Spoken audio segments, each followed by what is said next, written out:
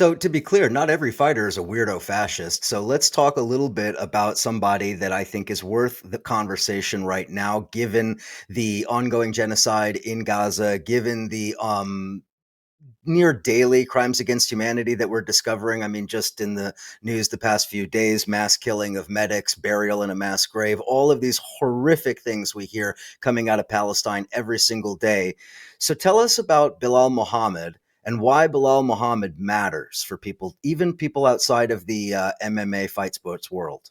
Yeah, Belal Muhammad is your current UFC welterweight champion. That is 170 pounds. That means he weighs in at 170 pounds. I've interviewed Belal in person. He is obviously much bigger than that, but they cut weight to get down. But the point I'm trying to make is he is from the Palestine diaspora in the the Upper Midwest, the Milwaukee. I'm not exactly sure where he calls home today, but Milwaukee, Chicago area where he kind of cut his teeth for a while, and his entire family is from areas of Palestine, and he represents Palestine openly. There's really no getting around it, to the point where he is adorned in the colors of the flag, so red, white, and green, black to a degree, obviously, as well. And more to the point, he makes it a central part of his identity. His walkout music is I forget the actual name of it, but I think the song is called "My Blood is Palestinian." I believe that's what it's called. You can hear it, and it comes out, and it's just this incredible amount of wow, it's just a stirring song. I'll put it that way. And what's kind of interesting is that I would actually argue he has been something of, like, he, up until recently, like even like this week, he was tweeting about, Benjamin Netanyahu was obviously in the Oval, or in the White House, I should say, with President Donald Trump, and they're just talking about what they're going to do to ethnically cleanse Palestine, and he was tweeting quite aggressively about it. But I would say, actually, in general, what he's tried to do is be, a face that.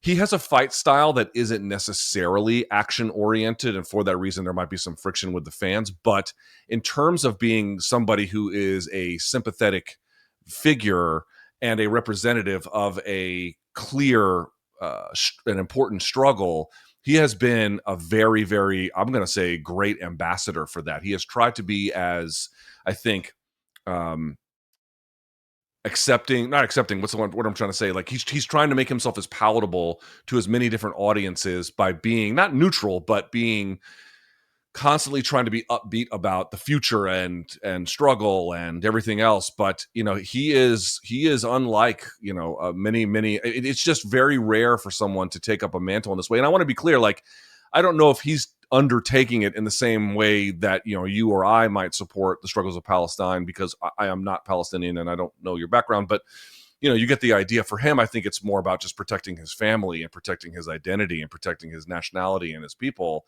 But however you get there, by hook or by crook, he has been the face of this in a way that, I just can't recall ever really happening in the history of MMA for any kind of previous Palestinian figure. And by the way, there have been other, Muslim or great Muslim fighters like Khabib Nurmagomedov and Islam Makhachev, and they're all very pro-Palestinian, and that matters. And there's been other kind of, Palestinian athletes who weren't that great. But what makes Belal interesting is he's both really good and 100% Palestinian while being American too. And so it just creates a very unique nexus at the core of who he is.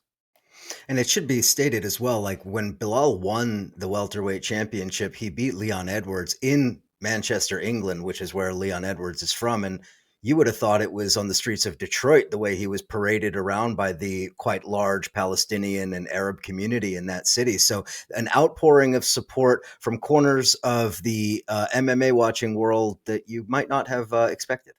No, there's no question. You can actually see videos, to your point that you raise, after he wins. He kind of goes on a bit of a tour and on the streets there, and I mean, he was king of the streets. I don't know how else to put it. I mean, it was quite remarkable. And it was, and also, like, when he goes back to where he's, with his parents' home, and is part of the community he grew up in, he is also treated like a hero. He has never ever, again, I want to be clear, like, he's never ever been, like, at all times trying to make, the only thing he ever says about it. But at the same time, especially since October 7th, he has certainly not shied away from who he is and trying to get people to understand that these are people in need of help. And that's really what he's tried to do, I think.